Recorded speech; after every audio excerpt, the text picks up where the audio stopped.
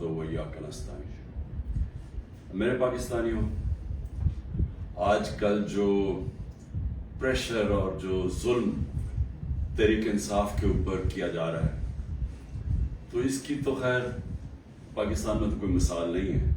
تھوڑے سے لوگوں کے اوپر ماضی میں ضرور ہوا، لیکن اتنے زیادہ لوگوں سے، یعنی 10,000 لوگ جیل میں ڈال دیے ہمارے جو بھی سپورٹر ورکر، جس کا پتہ چلتا ہے تحریک انصاف سے کچھ، اس کو جیل میں ڈال دیتے ہیں۔ لیکن صرف یہی نہیں کیا، ان میں سے کئیوں پہ تشدد کیا، اور تشدد ان لوگوں پہ کیا جتنے وہ تحریک انصاف کے ساتھ کھڑے ہیں اور وہ کہتے ہیں کہ ہم اس کو نہیں چھوڑیں گے، ان کے اوپر اور زیادہ ہر قسم کا ظلم بھی کیا جاتا ہے، تشدد بھی کیا جاتا ہے۔ میں نے ویڈیوز دیکھی ہیں اعجاز چودھری کی، ڈاکٹر یاسمین راشد، شہریار افریدی، عمر چیمہ، میاں محمود رشید، یہ جب نکلتے ہیں عدالت کے لیے، جب ان کو لے کے جاتے ہیں، تو کیونکہ وہ سٹیٹمنٹ دیتے ہیں کہ ہم کھڑے ہیں پارٹی کے ساتھ، ان کے اوپر کئیوں پہ تشدد کیا گیا، اعجاز چودھری پہ کیا گیا، میاں محمود رشید پہ کیا گیا، اور پھر ہمارے سارے یا لیڈرشپ جیل میں ہیں اور یا لوگ چھپے ہوئے ہیں، اور خاص طور پہ جو کہ ٹکٹ ہولڈرز ہیں۔ اب یہ ٹکٹ ہولڈرز کے پیچھے پڑے ہوئے ہیں کہ کسی طرح ان کو پی ٹی آئی سے دور کریں، اور کئی کر چکے ہیں۔ کئیوں نے کہا جی وہی جو ہاتھ کھڑا کر کے جی ہم تو پاکستانی فوج کے ساتھ ہیں، ہم تو 8-9 مئی کو بڑی اس کی مذمت کرتے ہیں اور ہم پارٹی چھوڑ رہے ہیں، سب کچھ معاف ہو جاتا ہے ان کا۔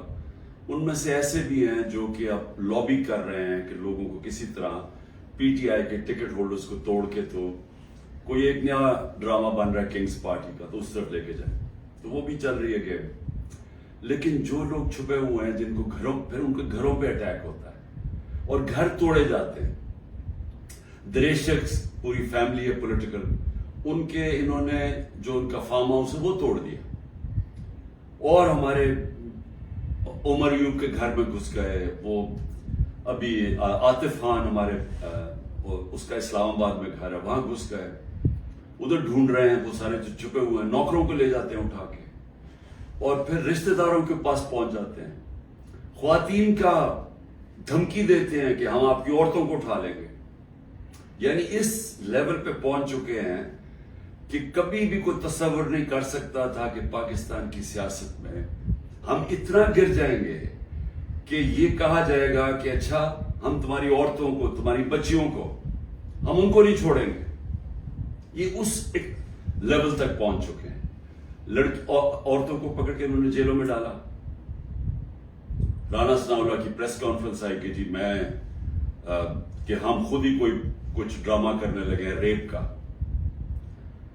یہ ڈرے ہوئے ہیں عورتوں کو نکالتے ہوئے، ان کو پتہ ہے کہ کوئی عورت کسی قسم کے انتشار میں ملوث نہیں تھی، کسی جلانے میں جو ہوا آرسن، جو گھر جلائے گئے ہیں، جو 3-4، ان کو پتہ ہے کوئی عورت اس پہ نہیں تھی، بلکہ ان کو پتہ ہے کہ اکثریت سوائے تھوڑے سے زیادہ 100 ہوں گے، 150 لوگ ہوں گے، ان کو پتہ ہے باقی کوئی پرامن احتجاج کر رہے تھے۔ اور میں پھر سے بتا دوں، ایک جمہوریت میں آئین ہمیں حق دیتا ہے کہ ہم پرامن احتجاج کہیں بھی کر سکتے ہیں۔ اگر جس طرح مجھے کمانڈو ایکشن سے اٹھایا گیا فوج نے، تو اس کا ریاکشن کدھر جانا تھا؟ جدھر ملٹری سمبلز ہیں اس کے باہر احتجاج ہونا تھا نا، انہوں نے اور کدھر جانا تھا؟ اگر پولیس اٹھاتی تو پولیس اسٹیشن جاتے۔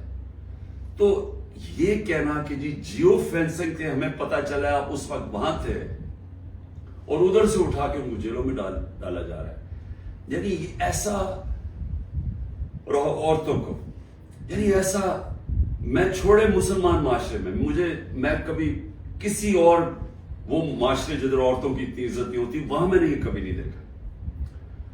اور ایک خاتون وکیل، اس کو اٹھا لیا 2 دن پہلے، صبح کے 3 بجے اس کے گھر جا کے اس کو اٹھا لیا کہ جی جیو فینسنگ میں آپ زمان پاک میں اس وقت وہاں تھی، پتا چلا کہ آپ اس ایریا میں تھے۔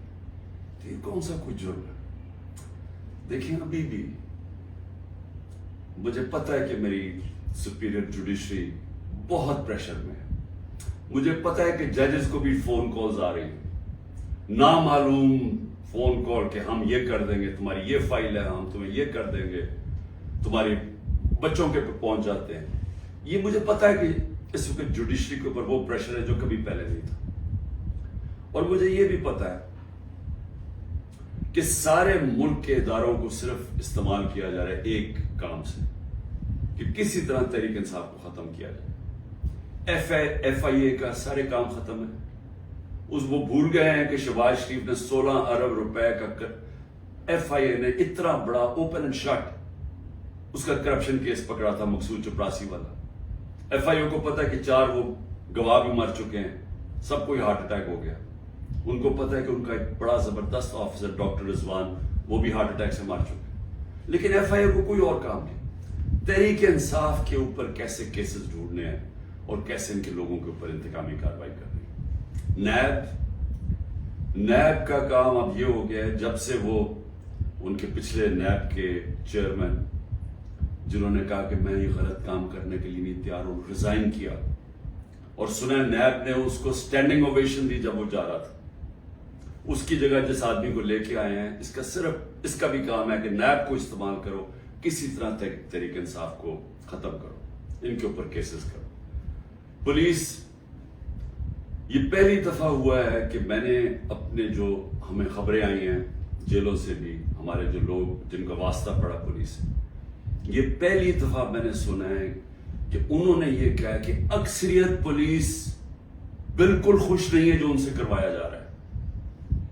اکثریت، جو پولیس کی اکثریت ہے، وہ سمجھتے ہیں کہ بہت بڑا یہ ظلم کیا جا رہا ہے. اندر گلو بٹ انہوں نے گھسائے ہوئے ہیں اور پیچھے سے نامعلوم افراد کا پریشر آتا ہے، ان کی وجہ سے یہ کام کر رہے ہیں. تو اس کا مطلب پولیس جس کا کام اس ملک میں مجرموں کے پیچھے جانا، وہ سب کچھ بھول چکے ہیں. ان کا صرف 1 پوائنٹ ایجنڈا ہے. نیچے تھانے لیول کے اوپر کوئی تحریک انصاف کا ملے، نچلے لیول پہ آپ اگر وہ کوئی کسی کی سمپتھی بھی ہے تحریک انصاف سے، ان کو کسی طرح ہٹایا جائے. اس لیول پہ پہنچے ہوئے. اور جو کرتے ہیں، جب ایک ہی خبر آتی ہے کہ گھر توڑ دیتے ہیں، چیزیں توڑ دیتے ہیں، دھمکیاں دیتے ہیں، بزنسز بند کر دیتے ہیں، بزنسز کے اوپر پہنچ جاتے ہیں، روزگار بند کر دیتے ہیں. تو میرا سوال ایک ہے کہ اتنی زیادہ، اتنے پریشر کے باوجود کیا وجہ ہے کہ چند لوگ چھوڑ کے گئے ہیں؟ ہمارے ٹکٹ ہولڈرز پنجاب میں دیکھ لیں کتنے لوگ چھوڑ کے گئے. یعنی اس طرح کا ظلم جو کبھی ہوا نہیں ہے، کیوں نہیں چھوڑ کے جا رہے لوگ؟ اس کی 2 وجوہات. ایک، اس باری ٹکٹس میں نے خود دیے ہیں، زیادہ تر انٹرویو کیے ہیں. میں نے اپنی پوری کوشش کی ہے کہ نظریاتی لوگوں کو ٹکٹس دیے جائیں، اور اس باری زیادہ تر جو لوگ ہیں جن کو ٹکٹس ملے ہیں، پنجاب کی میں بات کر رہا ہوں، وہ نظریے پہ کھڑے ہیں.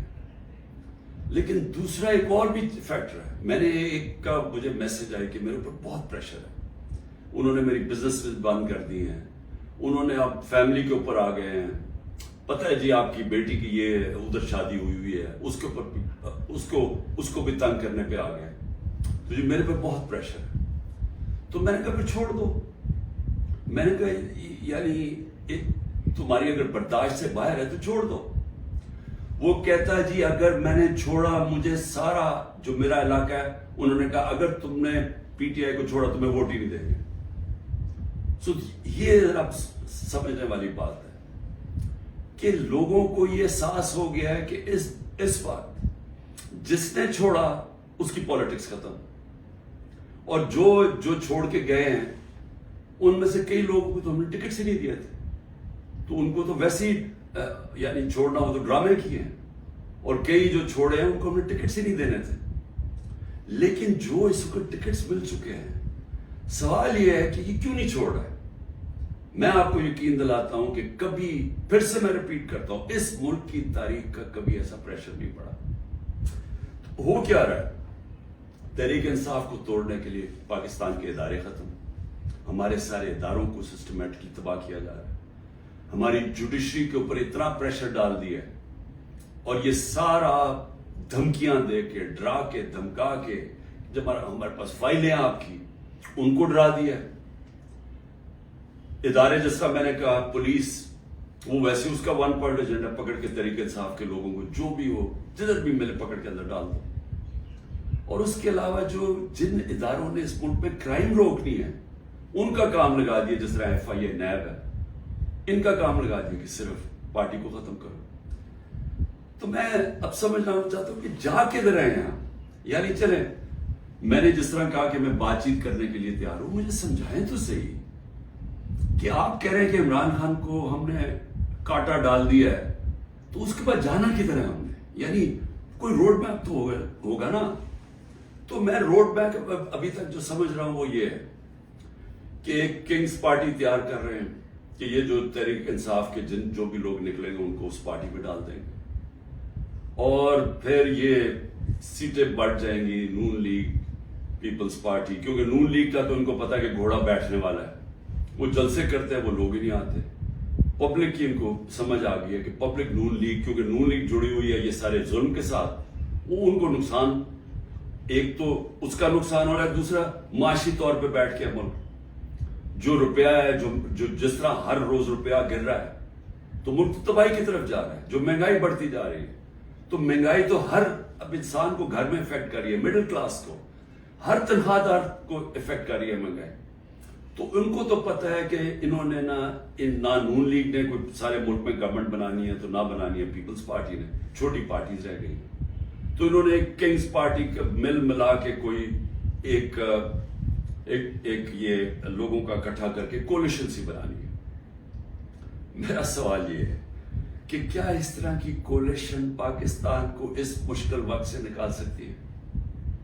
میں جب سے گورنمنٹ سے نکلا ہوں, میں ایک بات کہہ رہا ہوں کہ جب تک ہمارے ملک میں ایک مضبوط گورنمنٹ, اور مضبوط گورنمنٹ کیا ہوتی ہے, یہ نہیں کہ اسٹیبلشمنٹ اس کے پیچھے کھڑی ہے, یہ مضبوط گورنمنٹ نہیں ہوتی.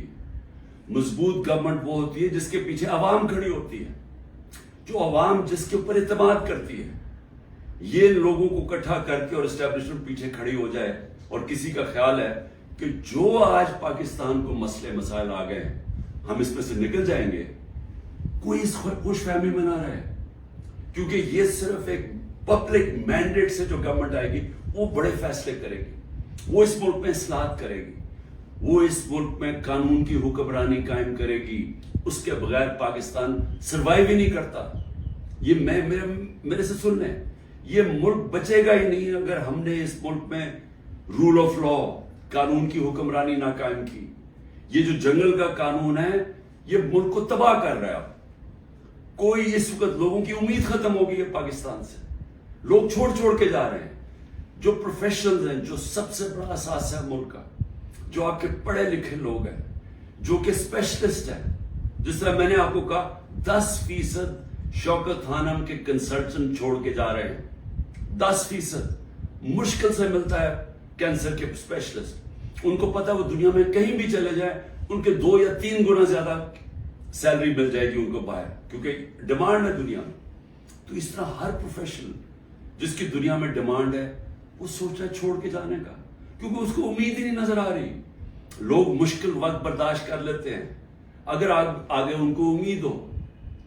لوگ مشکل وقت برداشت کر رہے تھے, کرونا کے بعد ایک مشکل وقت آیا ہوا تھا, لیکن لوگوں کو نظر آ رہا تھا کہ ٹھیک ہے حالات بہتر ہو رہے ہیں, معیشت اوپر جا رہی ہے, ادارے فنکشن کرنے شروع کر دیے ہیں, کوئی انٹرفیئرنس نہیں ہے.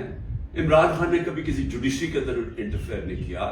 نیب کو اس نے نہیں کہا کہ فلانے آدمی کے اوپر کاروائی کرو.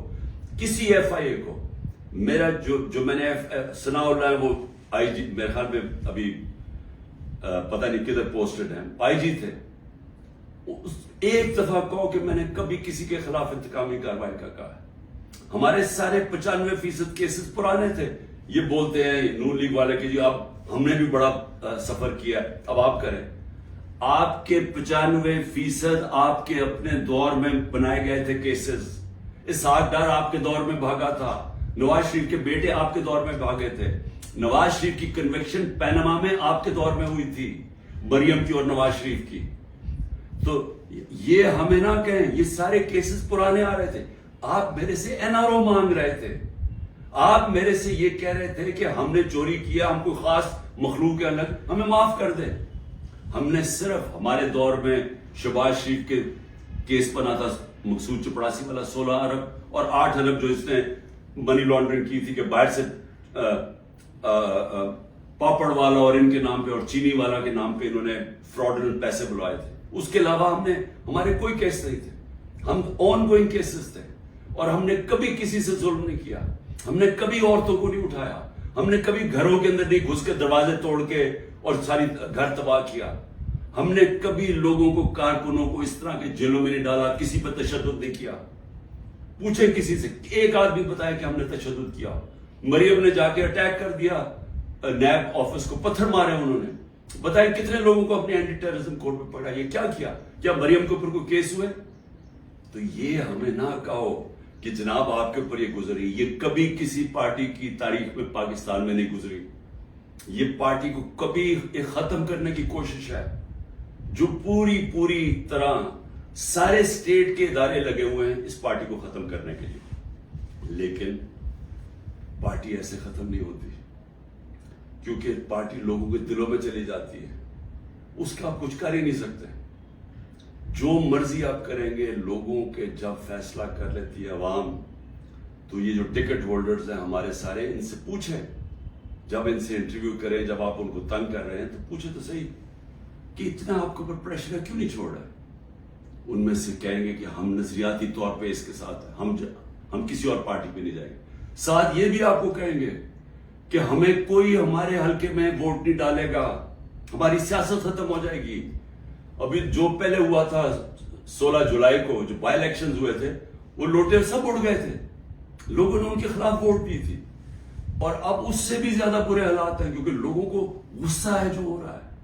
اس وقت عوام غصے میں ہے, لیکن گھبرائی ہوئی ہے, کیونکہ کبھی اس طرح کا کریک ڈاؤن دیکھا ہی نہیں ہے. تو میرا آخر میں اپنی عوام کو پیغام ہے, کیونکہ مجھے پتا ہے بڑا مشکل ہے اور آپ گھبرائے ہوئے ہیں, آپ میں خوف پیدا کیا گیا. یہ جو باہر نکل کے کوئی تحریک انصاف کا نام سنتا اس کو جیل میں ڈال دیتے. لیکن بھئی آپ اپنی قوم سے یہ کہتے, دیکھیں میں آپ کے سامنے بیٹھا ہوں, اگر کسی کو سب سے زیادہ خطرہ ہے وہ مجھے خطرہ ہے, جان کو تو میری خطرہ ہے. انہوں نے یہ کیا, دو میرے اوپر اٹیک, قتل کرنے کے واردات ہو چکی ہیں. مجھے پوری طرح پتا ہے کہ ایک دفعہ یہ اور کریں گے, کیونکہ ان کو ڈر یہ ہے کہ جیل میں بھی عمران خان بڑا مشکل رہے گا ان کے لیے. تو ایک اور حملہ ہوگا, میں تیار ہوں. انہوں نے میری جو کرنل عاصم میری سیکیورٹی کے ہیڈ تھے اس کو اغوا کر لیا, وہ غائب ہو گیا.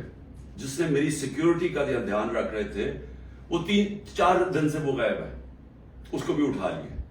جو گاڑیاں تھی میری سیکیورٹی کی, وہ گاڑیوں کو انہوں نے اندر امپاؤنڈ کر دیا, اور ان سے پوچھے عدالت تو کہتی جو ہمیں پتہ ہی نہیں کدھر گئی. تو سب سے زیادہ تو خطرہ مجھے ہے. کیا آپ کو لگ رہا ہے کہ میں پیچھے ہٹوں گا؟ میں کیوں نہیں پیچھے ہٹوں گا؟ کیونکہ میرے سامنے 2 راستے ہیں. ایک ہے یہ خوف کی فضا بنا کے ہمیں غلام بنا رہے ہیں, صرف مقصد یہ ہے کہ ہم بھیڑ بکریوں کی طرح یہ طاقت کی حکمرانی مان لیں. یہ سب نے کیا ہے, یہ فرعون یہ کرتا تھا, خوف اتنا پھیلا کے لوگوں کو غلام بنایا ہوا تھا. یہ یزید نے کیا تھا, کوفہ کے لوگوں کے اوپر اتنا اس کا خوف تھا اس کے ظلم کا کہ انہوں نے حضرت امام حسین کی مدد نہیں کی. اسلام کا سب سے بڑا جو تکلیف تھے ہر مسلمان کے لیے وہ واقعہ ثانیہ ہونے دیا. ہر دنیا کی تاریخ کا یزید یا ڈکٹیٹر وہ ہمیشہ خوف کے ذریعے لوگوں کو کنٹرول کرتا ہے, انسانوں کو کنٹرول کرتا ہے. اور دوسرا راستہ, ایک تو یہ راستہ ہے کہ میں بھی خوف زدہ ہو جاؤں اور میں ان کے ساتھ میں مان جاؤں, جی ٹھیک ہے سر یہ جو آپ چاہتے ہیں, ہم آپ کے غلام ہیں. میں نے تو کبھی کسی کی غلامی کی نہیں ہے, میں تو لا الہ الا اللہ میں ماننے والا آدمی ہوں جس نے مجھے آزاد کیا ہوا ہے. میں تو ایک آزاد انسان ہوں. میرے لیے تو غلامی سے بہتر موت ہے. میں آج اپنی قوم کو یہ کہنا چاہتا ہوں کہ دیکھیں اللہ نے جب آپ ہیں محمد مصطفیٰ محمد صلی اللہ علیہ وسلم کے امتی، جب انہوں نے آپ کو لا الہ الا اللہ کا کلمہ پڑھایا تھا تو انہوں نے آپ کو آزاد کیا تھا. کس چیز سے آزاد کیا تھا؟ سب سے بڑی آزادی ہوتی ہے انسان کی غلامی سے. یہ جو فرعون کی غلامی تھی، یہ ساری جو قرآن کے اندر نمرود، فرعون، ان کا کیا بتایا ہوا؟ انسانوں کو غلام بنانے تھے. نبی صلی اللہ علیہ وسلم نے مدینہ میں انسانوں کو آزاد کیا تھا. اور ایک کہ سوائے اللہ کے کوئی خدا نہیں، آپ کو کسی کے سامنے نہیں جھکنا. دوسرا، جو 3 سب سے بڑے خوف ہیں انسان میں، ان سے آزاد کیا تھا. اس سے اللہ نے آپ کو آزاد کیا ہوا ہے. موت، اللہ نے کہا یہ میرے ہاتھ میں. میں یہ جو 2 دفعہ بچا ہوں، یہ مجھے اللہ نے بچایا ہے. نہیں تو انہوں نے تو پوری تیاری کی ہوئی تھی مارنے کی. یہ میں آپ کے سامنے ہوں، اور میں جب گھر سے نکلتا ہوں مجھے نہیں پتا کہ اللہ نے کیا فیصلہ کیا ہوا کہ ان کے ہاتھ میں اس نے میری جان لینی ہے نہیں. لیکن میں تیار ہوں اس کے لیے، کیونکہ اس کا وعدہ ہے قرآن میں کہ جب اس نے فیصلہ کر لیا، وہ پھر چاہے آپ بھاگ نہیں سکتے موت سے. تو انسان آزاد ہو جاتا ہے اس خوف سے. میں آزاد ہوں. دوسرا، ذلت. یہ جو عورتوں کے اوپر کر رہے ہیں، گھروں کے اندر عورتوں کو چار دیواری کا نہ سوچنا، اور جو عورتوں کو جیلوں میں ڈالا ہوا ہے اور ڈرے ہوئے ہیں کہ وہ جب نکلیں گی تو وہ کس طرح کی باتیں بتائیں گی، اس لیے ان کو اندر رکھا ہوا ہے. اور 2 بیچاری عورتوں کو لے کے شاپر ان کے سر پر ڈالے ہوئے. یعنی ایسی توہین میں نے کبھی نہیں سوچا تھا کہ اس معاشرے میں ہوگی. لیکن یہ کیوں کر رہے ہیں؟ عورتوں کو ڈرا رہے ہیں کہ آپ پولیٹکس میں نہ آئیں. عورتوں جو 50% آبادی ہے، اس کو جان کے اتنا خوف زدہ کر رہے ہیں ان کے آدمیوں کو کہ ان کو بس گھر میں بٹھا دیں. آپ بس بھیڑ بکریوں کی طرح بیٹھ جائیں، جو مرضی ظلم و ملک میں ہم نے چپ کر کے بیٹھے رہے. ذلت اور عزت اللہ نے اپنے ہاتھ میں اس لیے لی ہے. مجھے جتنا ذلیل کیا، میری بھی ایک ٹرسٹی، آج تک کوئی سوچ سکتے ہیں جس کو ایک آنا بھی نہ ملے ٹرسٹی بننے کا، اس کے اوپر نیب کا کیس اور وارنٹ نکال دیا اس کے، مجھے ذلیل کرنے کے لیے. لیکن کیا یہ ذلیل کر سکے؟ ہر روز وہ جی عمران خان غدار ہے، وہ کھڑے ہو کے لوگ کہتے ہیں، کیا میں ذلیل ہو جاؤں گا؟ لوگ 50 سال سے مجھے جانتے ہیں، کیا وہ مانیں گے کہ عمران خان غدار ہے؟ کیونکہ ذلت اللہ نے انسان کے ہاتھ میں نہیں رکھی. آپ سب کو اس پہ اعتماد ہونا چاہیے. اپنے اعمال سے انسان اپنے آپ کو ذلیل کرتا ہے. اللہ کبھی اس آدمی کو ذلیل نہیں ہونے دیتا جس کو دوسرا آدمی بدنیتی سے دوسرے انسان ذلیل کرے. یہ دنیا کی تاریخ ہے. نہیں تو ہر طاقتور آدمی عزت دار ہوتا اور ہر بیچارہ کمزور ذلیل ہوتا. اور تیسری چیز، رزق. مجھے یہ اعتماد ہے کہ میرا جو بھی ہے وہ اللہ نے دینا. محنت میں کروں، ہاں محنت میں پوری کرتا ہوں، لیکن رزق اللہ دیتا ہے. تو یہ جو گھر توڑ رہے ہیں، لوگوں کے ڈرا رہے ہیں، دھمکا رہے ہیں، اس کا مقصد ہے کیا؟ کہ لوگوں کی رزق کے اوپر جا رہے ہیں نا. لیکن اللہ نے تو کہا ہوا یہ میرے ہاتھ میں ہے.